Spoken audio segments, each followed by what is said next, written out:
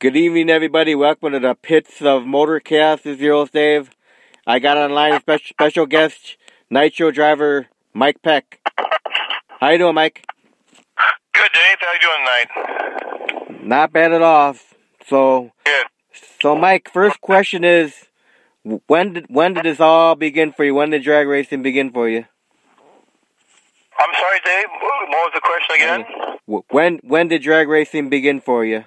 Oh, quite a long time ago. It was back in the, when I actually started driving a car was back in the 80s, but I actually grew up in Southern California back in the late 60s, early 70s, and attended many a drag race at Irwindale Raceway in Orange County. I was in high school, and so it actually started way back then, and then continued over that point. But I actually started driving my own car back in the mid 80s. So what was the first car you drove in? What was the first car? Yeah. The first car actually, as a race car, was a '68 Camaro. Like I started out like a lot of guys in the sport started out basically bracket racing, and I put together a really nice '68 Camaro and ran that car for 4 or 5 years, and then went on to a dragster, a Ranger dragster, and then that was when the Super Comp was first starting out. We're bracket racing and Super Comp racing, and I ran Super Comp for quite a number of years. More so because it was affordable for me and my family at the time. I definitely wanted to try something else, but raising 3 kids, it was difficult. So then I got tired of that, and like a lot of us do, bracket racing and losing by 1/1000th of a second and whatnot.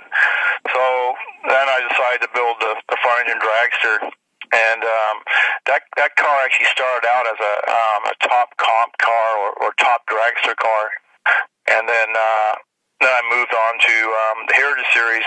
So that's a blow-in alcohol car with a 3-speed and a pedal clutch in it, and so that car was a very fun car to drive, and we ended up winning the Heritage Series championship in both 2015 and 16 with the car, in a class that was pretty much dominated by cars with trans brakes. So that was quite an accomplishment on my part, and then I heard of the opening coming about for the California Hustler, so I contacted Don Nelson and threw my name in the hat amongst other drivers. And anyway, I was fortunate enough to get the opportunity to drive for Don last year in that car, and it was a great experience. And so obviously I'm not driving that car any longer, and we're going to move on to our own car. So tell us about the car you're gonna build. What was that, Dave? Your phone's kind of blurry. I think can you tell us a little bit about the car you're gonna build? I'm sorry, I can't understand you. I can't hear you. I mean, it's just I can hear you, but it's just something with the line connection or something. It's just kind of fuzzy. Then, can you tell us a little bit about the car that you're gonna build? Oh, I'm sorry. Okay. Well, we're gonna continue on with the nostalgia Nitro funny car, and I've been racing with my family for all these years, and it was nice to drive for another team, but I kind of wanted to do my own thing, and so it'll be definitely a nostalgia Nitro car to run the Heritage Series with the car and do some maybe the UFC races at Buc-ee's. But we're hoping to finalize something before the end of the year and possibly be out the March meet next year. So that's the plan right now. We've been looking at some cars out there, and we just got to find the right fit for us, the right car. We're pretty much going to probably either buy a car or a whole team, so or a whole complete operation. So that's what we're doing right now. So now your family is still involved with your drag racing? Very much so, and they have been all along, and I raised my kids at the racetrack, and as you probably know, my daughter, Natalie, is married to Chris Crable, and so we're definitely definitely a drag racing family, and drag racing is our passion, and it will continue on to be that way till the end. Oh yeah, real quick, Joe Walla told me to make sure I say hi to you from him. Again, Dave? I said Joe Walla told me to make sure I say hello to you from him. I don't quite understand. I said Joe Walla said to make sure I tell you hi. Oh, did he? Joe Walla? Okay. Yeah, Joe's cool. Joe's very involved with the sport, and he's an excellent guitarist, and we always enjoy listening to Joe. And again, he's definitely very involved in the sport of nostalgia drag racing, which is really cool. So now, when you first started drag racing, what drivers were inspirational to you out there? When I started drag racing, what, Dave? What drivers were inspirational to you? Oh, well, I can go back to the days when John Lombardo Sr. was driving, Jack Christman, way back then. I mean, that was the days when Jungle Jim was still, he was definitely inspirational, Jungle Jim, because he was definitely a wild man, as they call him, and it was always fun to watch growing up as a kid. So Don Prudhomme, how could you not be inspired by him? He had such great success in drag racing, and Tom the Mongoose McEwen, and there's lots of them out there. I mean, they're all fun to watch back then, and it kind of would have been nice to be able to participate with a team back then. That was, timing's everything. It wasn't the time for me, but love the sport. So now let me ask you this, Mike. What was it like for you to get behind the wheel for the first time of a Nitro funny car? What about the Nitro funny car? What was it like getting behind the wheel for the first time? Oh, well, that's a good question. It was. I know it's a hard one to answer. It was everything happened so fast. Was it because my front engine dragster, we could run as fast as 650s with that car, and but the difference between that and a 570 or a 560 Nitro car is day and night. And the first time I stepped on that pedal, that thing, I went, holy cow. I mean, for that first 660 feet, everything happened so freaking fast, Dave, that it just took a while for your brain to actually catch up to it, because it's so quick. But there's nothing like it. I mean, one fellow told me, he says, once you get behind the wheel of a Nitro car and you get some nitro in your veins, that good chance you're not going to want to drive anything else after that. And that's pretty much what happened. But it was a very exciting, and had a great year with Don Nelson, and really enjoyed driving this car, and I felt very fortunate to be in that position. So now, when the body got lowered down on you for the first time, you didn't get any claustrophobia? No, not at all. It's actually, that was one of my favorite parts, was when that car started up and the body was lowered down, the sound just changed, and you're kind of in your own little area right there, and that was awesome. I mean, it's such cool cars to drive, and so exciting to drive, and it's fun to put on a good show for the fans and the stands, and I'm very, very competitive, and we like to win, and obviously in that sport it's a very competitive class, and it's tough to win every race, but we had a few wins under our belt in the car, and I would have liked to have got a Wally for Don Nelson, because he's been involved in the sport with the funny car for a while now, and still hasn't have a Wally on his shelf. But unfortunately, it didn't work out. That we weren't able to do that for him. But definitely fun car to drive.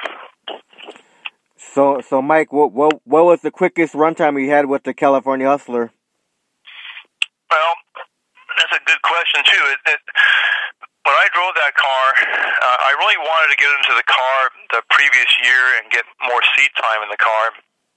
Being like, I'm being honest with you, I've never driven a Nitro funny car, but before that, or a funny car at all. I just driven dragsters.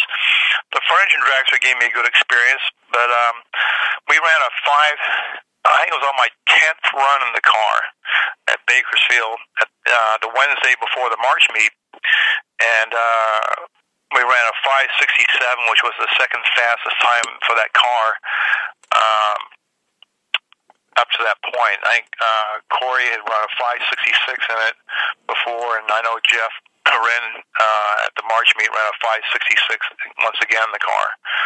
But as a new driver with 10 laps under my belt to run a 67, I felt pretty confident, or somewhat confident at that point in time, that I was going to be able to drive the car well for them. So now, Mike, what are some of your favorite tracks to run on? Well, of course, Bakersfield. I mean, it's an awesome racetrack, an awesome race service, and it's very well prepared. My other favorite tracks to run on would be Mission Raceway up in British Columbia. That's also a very well prepared racetrack, and the air there is phenomenal. Seeing the air at Mission Raceway at times as low as 800 feet below sea level. So it really boosts the performance of the cars. Seattle Pacific Raceways is another good track to race on. Woodburn Raceway, or drag strip down in Woodburn, Oregon, is also a nice track to run on. So those would be my favorites. So now with the dragster, will you still be running with the dragster? No. The dragster's going for sale, and I'm clearing out my shop to make room for the funny car. And like I said, after driving the funny car and getting the nitro in the veins, I can only move forward from there and get back to a funny car. My driving years are numbered, and I have two boys that potentially can drive the car when I decide to hang it up. But I still plan on driving for a few years yet. Now, have you ever had any accidents or near accidents in your drag racing career? Nope. I've had some close calls, and in fact, we had a very close call in the Hustler, and that was posted as a YouTube video by Ed Arnold at Salt Lake in the second round against the guy that won the championship in Canada. I can't remember his name, but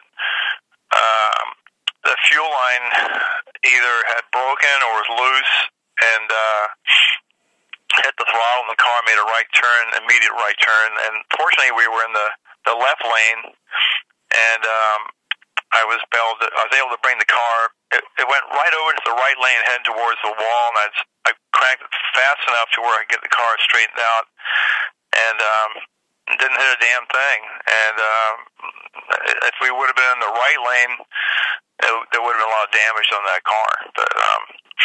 But fortunately, no, I have not had any bad accidents. I've had close calls, but I've always seemed to manage to get myself out of the situations. Well, knock on wood, you won't have any accidents. No, nobody wants that, and obviously we all want to put on a good show for the fans and the crowd, and I mean, I don't think people go there to watch people wreck cars, but some maybe do, but there's plenty of close encounters of those cars, and they're basically time bombs. They're things that you don't know what they're going to do. Fortunately, I have to say that I was fortunate enough to drive a good quality car, and Ronnie Swearingen, he knows what he's doing. He's got tons of experience, and so I never really had a motor explosion or anything really bad happen in that car. So I think I was fortunate in that respect that we didn't really kick rods out or have real bad, no fires or anything like that happen. So now, when you drove the California Hustler, who is your greatest competitor? They're all good. Bucky's car with Bobby Cottrell driving is probably the top car on the West Coast right now. So that car is very, very competitive, and Bucky's got a tune-up in there like none other. And Ryan Hodgson out of Edmonton, Alberta, Canada, they got a good tune-up and a good car, and they're all good. I mean, if you qualify in the 16-car field for the March meet, you got a good car, and just like what happened with Jeff Arendt. I mean, he qualified number 2 and raced number 14 qualifier Ryan Kono in the first round, and Kono took a shot and covered him on the tree and took him out. And, so you don't know. They're all good cars. If you qualify for a Heritage Series race, you got a good car. Right.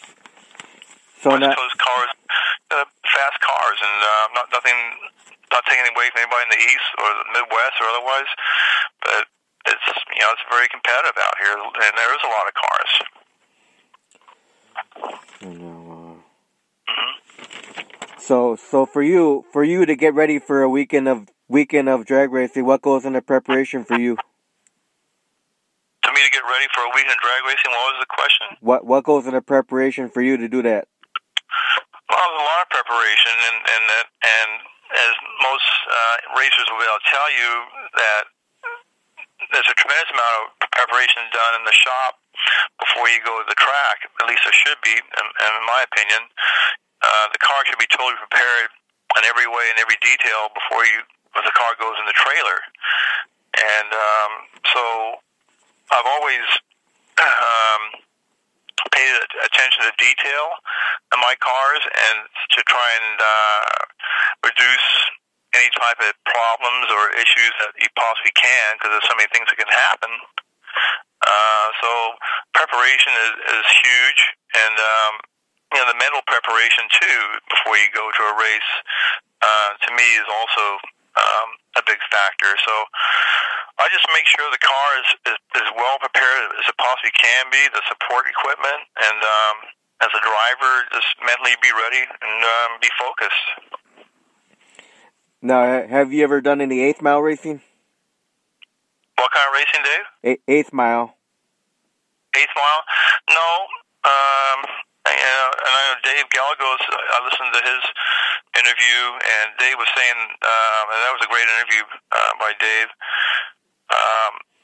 He mentioned, back in the Midwest, is basically all they do is race this 8th mile, but out here on the West Coast, there's no 8th mile racing pretty much. The only time that I've seen 8th mile racing out here is that the weather created a problem to where the track wasn't safe for a quarter mile, then they go to 8th. But no, pretty much my whole life has been the quarter mile, and that's it.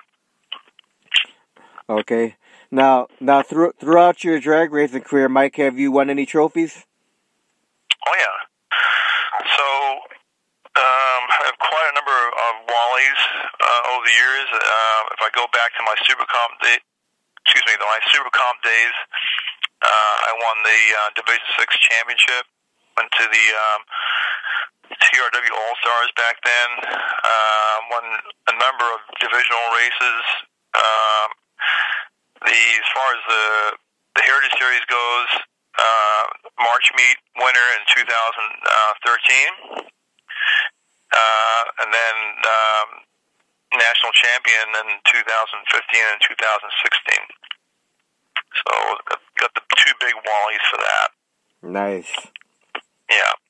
So I've had a pretty decent racing career, and it's not over yet, Dave.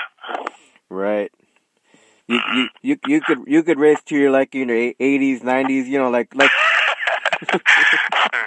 Well, I don't know, go that far. He's like Chris Karamessinis. I have to say that guy, he's amazing. I mean, to be out there racing a top fuel car at that age, he's inspirational. I have to say the least.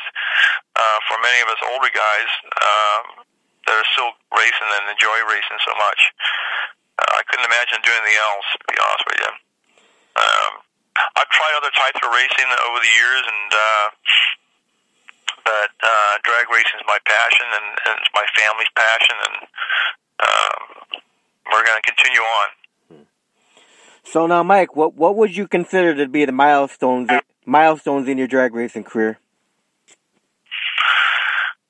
Well, that's a good question. That's a tough one to answer because I don't think it was any milestones really. It was just, it's just a continuous of racing year in and year out, and going out there and the goal always was to win a championship, no matter what car I was in. And drag racing is very competitive, and so there was not really any milestone. It was just every race we went to, we had the intent to win the race. And I know, listen to Dave Galgos again. I mean, he races to for the fans, for them to enjoy it, and as well. But through my drag racing career, it's always been about winning, and we're trying as hard as we possibly can to win a race. But maybe that might change somewhat a little bit too when we start running our own Nitro car. So, but we're a very competitive family, and so we're going to go after it. You got so many Nostalgia and Nitro funny cars out there in California. You got to be competitive. You do. It's tough out there. And, the whole West Coast, I mean, you look at Bucky's car from here in the Seattle area, and there's other good cars from the Northwest as well. And Jake and Jake Sanders and his dad with their car, they're very competitive. So, and then, of course, Ryan Hodgson from Canada. So you got a lot of Northwest cars as well as Southern California cars that are very, very competitive. Yeah. We'll see. So now, Mike, you ready for some fun questions now? Sure, fun questions. What's your favorite food? Well, I thought that you might ask me that, and so I had to think about that because my favorite. I don't really have a really particular one favorite kind of food, Dave. I like a little bit of everything. So your basic American food, a little bit of Italian. My wife cooks Italian meals because she's got Italian. Her mom was Italian, and so she likes to cook Italian food. And I don't mind a little bit of Mexican food, but that's pretty much about it. I don't really have one particular food in particular I like more than another. What's your favorite beverage? Beverage? Well, I don't drink alcohol, so right now I have to say it's soda water with some lime in it. So I used to drink alcohol, but I quit drinking alcohol altogether. So now let me ask you this one, Mike. If someone came up to you and said, "Here's $200 million to build me a new drag race track," where would you want to build the drag race track, and what kind of features would you want to put into the track? Well, I don't know if $1 million would do it. I said I would 200 million. What's that? I said 200 million. Okay. Then I would have to say Southern California, like in the LA area, because that's the roots of drag racing pretty much. And unfortunately, the tracks have gone by the wayside. Orange County, Irwindale, and now they have Fontana, and then there's Bakersfield, and I would like to see it in Southern California somewhere. They have a really, really nice racetrack, but that's where I like to see it. Would you put any special features? Would I have any special features of the track? Yeah, I'd have a special feature. I'd have it built just like Orange County was with that spectacular tower that they had on Orange County National Raceway. That track was so cool for its time. And you can just look at pictures of people post, such as Fringe and Dragsters and funny cars, and that tower in the background at nighttime was just very cool. So I would definitely want the same tower that they had at Orange County. Okay. Now, do you have any hobbies outside of drag racing?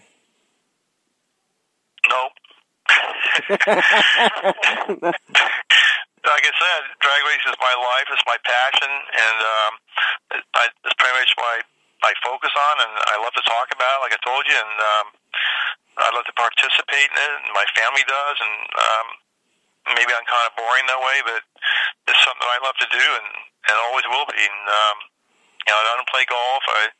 I don't really take vacations to Hawaii or whatever. It's all about drag racing. So now, Mike, if you could do time traveling and go back in time, would you do anything differently? Yeah, I would, and I think it would be that I would have liked to have been involved in Nitro racing at a younger age, involved in either driving or just work on the cars back in the 70s or 80s. But I kind of missed the boat on that, but I still got some time left, I hope, and we'll have fun with it now. But yeah, I go back to the 70s and 80s, and I mean, let's face it. Look what's happened to the sport, Dave. I mean, with the Big Show stuff. I mean, the Big Show, and I've even heard you say this, that you don't have too much interest in watching that, and I certainly don't. I think it's kind of a shame what's happened to the sport, but fortunately we have the Heritage Series and guys who want to run nostalgia funny cars and cars of that type. And like Dave Gallagher said in his interview, that the crowd really enjoys it. It doesn't cost them $60 to go to a race. They can go in there for $20 and take their kids in there and have a great time and get close up and enjoy. Exactly. Mm-hmm. So Mike, what's your favorite music? Music? Favorite music, yep. Well, I don't really have a favorite music so much. I like jazz. I'm not into the heavy rock. I mean, I'm an older guy nowadays, so but I like a little bit of smooth jazz. I like some of the alternative music that plays these days. Not really so much into the hard, heavy rock, but that's just me. I mean, that's the type of music I like to listen to. What about classic rock? Classic? Yeah, classic rock. You listen to classic rock at all? Yeah, of course. I love classic rock. And when I was running with Don and Ronnie, we would always play classic rock in the trailer. I enjoyed that. Mm. So, do you have a favorite classic rock band? Not really. No favorites there. You have I like a little bit of everything. Okay. Yeah. Do you have a favorite movie of all time? A favorite movie? Favorite movie of all time. You have one? Well, I have favorite movies. And I'm not a huge movie buff, but I have to say some of the movies I still would like to watch or enjoy watching would be one of the classics would be Mad Max, the first one, The Road Warrior, the Tommy Boy, Porky's. That's about it. You have a favorite actor? No. I'm not too happy with Hollywood people right now. Yeah, I hear you on that one. I don't want to get into politics, but I'll leave it at that.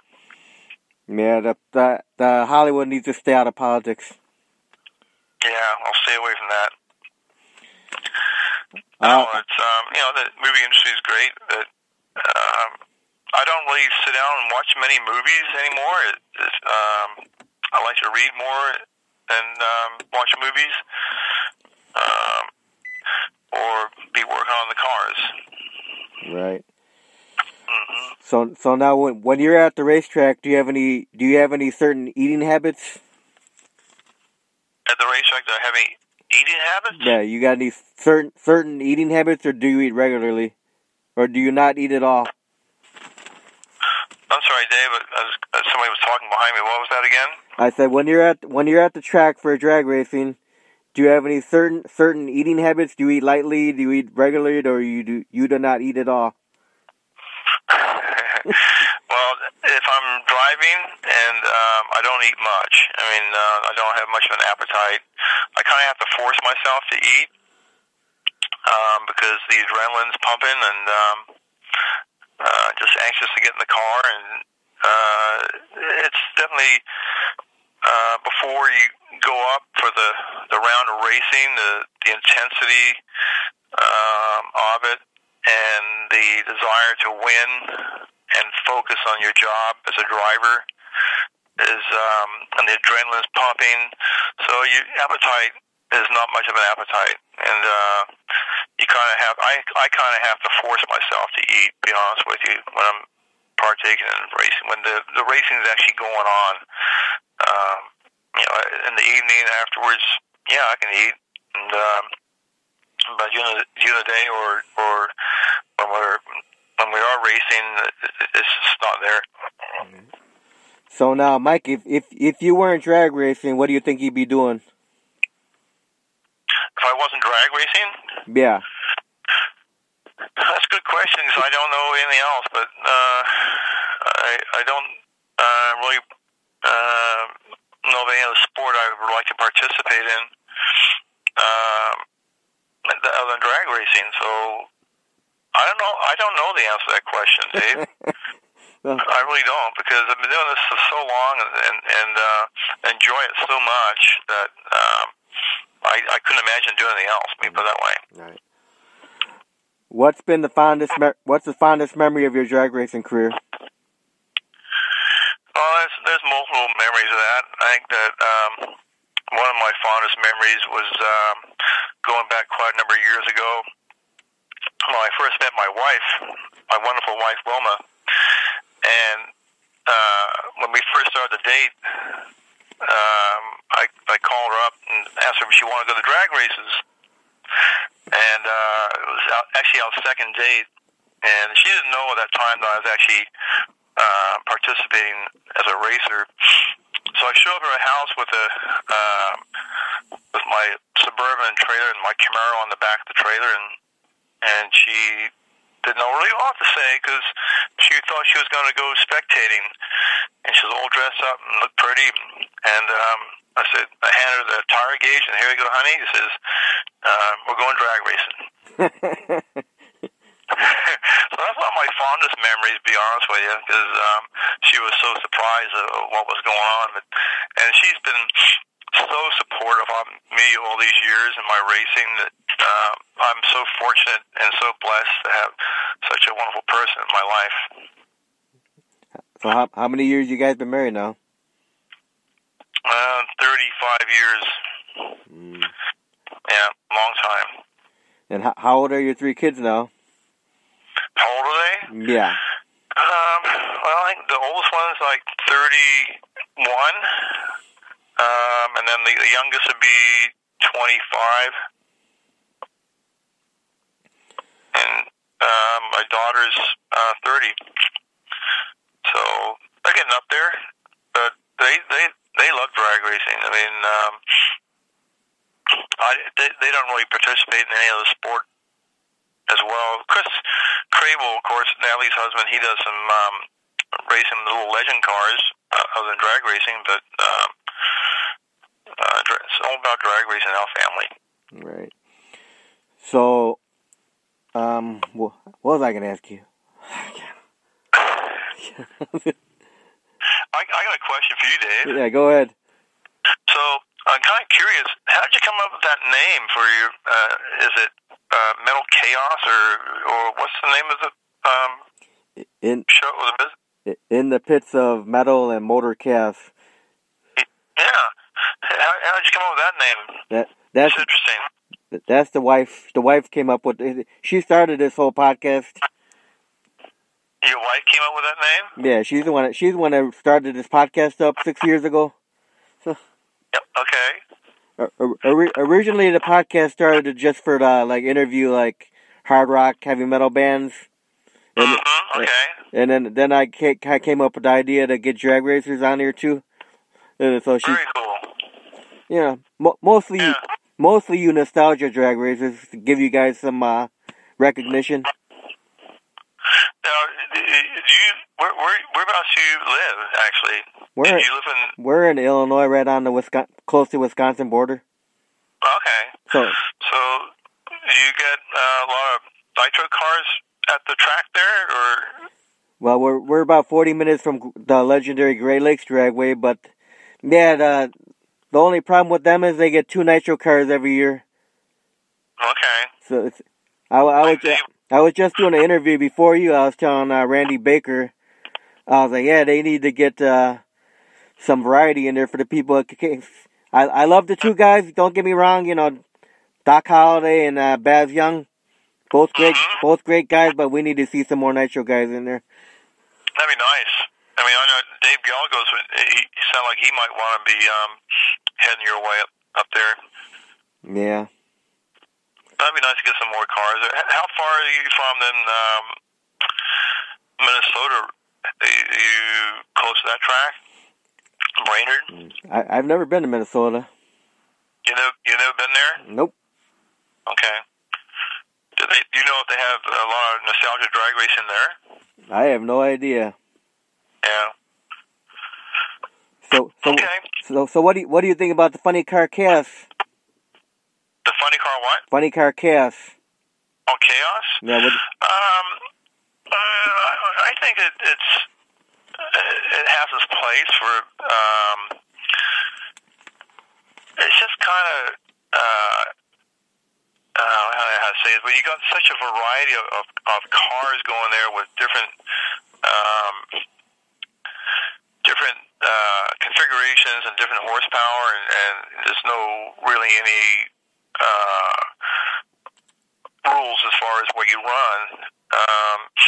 I think it's great for the spectators, but personally for myself, I mean, I like to race and to go rounds if we can, and that's just the way I race, and not taking away from anybody else and how they run their program or whatever. That's how they choose to run it, but we like to compete, and maybe some people are tired of the Heritage Series with the limited fuel pump and the mag and the blower, and I can see the frustration setting in there for some people, trying to compete with cars running down in the 560s and quicker. But I don't know. I would still want to compete. Maybe try it, but I like to compete for a series championship, like I always have. Right. So now, Mike, how important do you think it is for the kids to come out and watch drag racing? What about the kids? How important do you think it is for kids to come out and watch drag racing? It's extremely important, and because it's kind of I hate to say it, but I think it's kind of somewhat of a dying sport to a certain degree. I think that like, in my opinion, computers and internet has changed the world, changed our lives, and changed drag racing to a certain degree. But it's a different world we live in than when I grew up and with drag racing, and I'd love to see more kids come out to the racetrack and enjoy the races and possibly get involved in it. And all my kids, I raised them racing junior dragsters and whatnot, went through all that with them, and they had a great time with that. And it's not too inexpensive sport for kids or their parents to partake in. But I think it's extremely important, because if we don't do that and get more kids out there enjoying it and interacting with the kids at the racetrack, that's one thing I love doing more than anything else, is seeing their little smiles on their faces and signing the autographs for them, and just the kids. It means more to me to see the kids out there than it does the adults, to be honest with you. Yeah, they are the future. Yeah, and geez, I just hope that it keeps going for a long time still. Yeah. So now, Mike, if people that are listening to this interview right now want to want to see how you're when you start building your car, how it's going, how can they keep track of you? The people listening to the interview right now, what was the rest of it? Yeah, I said if people are listening right now and they want to keep track of you building your Nitro car, how can they keep track of your car building? How can they? Yeah. Well, don't. We will be making announcements when the time is right, and when so we'll probably announce it through Facebook or we do have a website, peckracing.com. But I'm not until everything is set in place, and then I'm happy with the setup, and then we'll make an announcement at that point in time. I'm not putting any date on this for this particular day or month this year, but we do have irons in the fire right now. I'm going to leave it at that pretty much.